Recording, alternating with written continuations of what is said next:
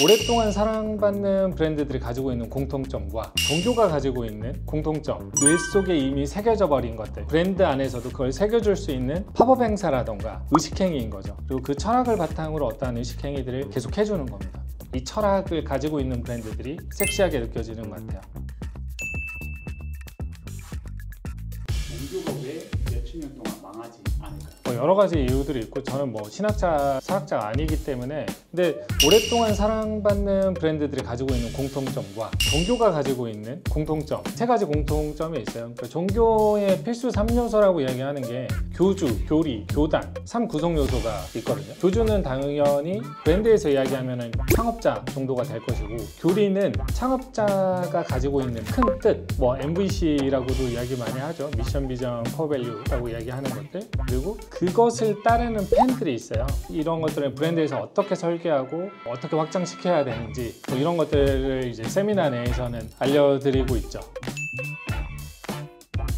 예를 들어서 어떠한 의식행위 같은 것들은 종교에 되게 많아요. 그러니까 종교에 처음 입문하게 되면은 제일 먼저 하는 게 세례, 침례, 그러니까 너는 입문했다 라고 하는 어떤 의식행위를 하거든요. 이게 이제 변형계 언어예요. 대부분 사람들이 내가 뭐 하고 있는지, 내지는 또 어떻게 해야 되는지 노하우를 가지고 있는 사람들은 알고 있는데, 이걸 왜 아는지는 잘 몰라요. 변형계는 충성심이라던가 의리, 우정 이런 것들을 다루거든요. 광화문에 시위를 하러 나가는 게 옳은 행위라고 자기가 믿고 거기 안에서 편안함을 느끼는 사람들은 나가는 거예요. 근데 예를 들어서 그걸 완성해 주는 거는 어떠한 의식행위라는 거죠. 식전에 감사의 기도를 한다라던가, 노래도 변형계 언어 중에 하나입니다. 몇십 년 전에 들었던 노래들을 가사가 나오면 따라 부르기도 해요. 그러니까 그거는 무의식이 움직이는 것들이거든요. 근데 종교는 예를 들어서 그러한 것들을 굉장히 많이 활용을 하죠. 그런 의식행위를 누가 할 수 있느냐? 권위를 가진 사람들이 할 수 있더라고요.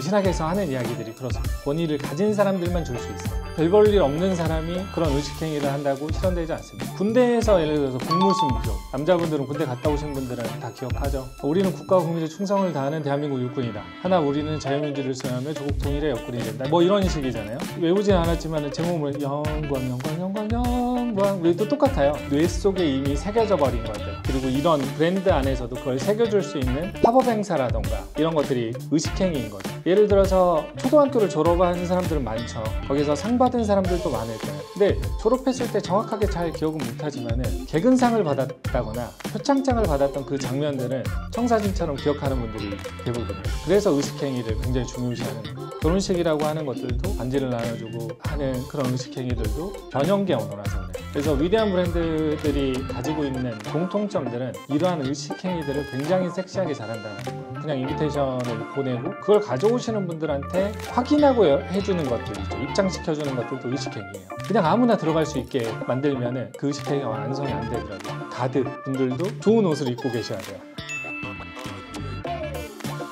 그래서 오랫동안 사랑받는 브랜드가 되기 위한 필수 조건이 뭐냐? Y를 가지는 거예요. 왜 일하는가의 답을 찾아서 부여해 주시면 그게 변형계 언어예요. 사람들이 충성하고 싶게 만드는, 의리를 지키고 싶게 만들고, 그리고 확증 편향으로 사실 가게 되면은 이 브랜드는 지속적으로 사랑받을 수 있죠. 위대한 개츠비라는 영화를 꼭 보기를 추천을 많이 하는 편이에요. 처음에는 이게 왜 이렇게까지 사랑받는지 잘 이해를 못했는데, 조승현 작가님이 그 위대한 개츠비를 설명해주는 영상을 봤었는데, 밀주를 팔아서 금주령 때 돈을 많이 벌고 매일 한 여자를 사랑하는 사람을 만나기 위해서 한 번은 와줄 거라는 그 기대하에 매일 파티를 열었잖아요. 그리고 목숨까지 그 여자분의 잘못임에도 불구하고 그런 순수한 Y. 과거에는 사실 이제 기능의 시대였기 때문에 생산의 시대가 있을 거고, 판매 시대가 있고, 그다음에 마케팅의 시대, 그리고 지금 저희가 살아가고 있는 시대는 철학의 시대인데, 이 철학을 가지고 있는 브랜드들이 조금 더 섹시하게 느껴지는 것 같아요. 그리고 그 철학을 바탕으로 어떠한 의식행위들을 계속 해주는 겁니다.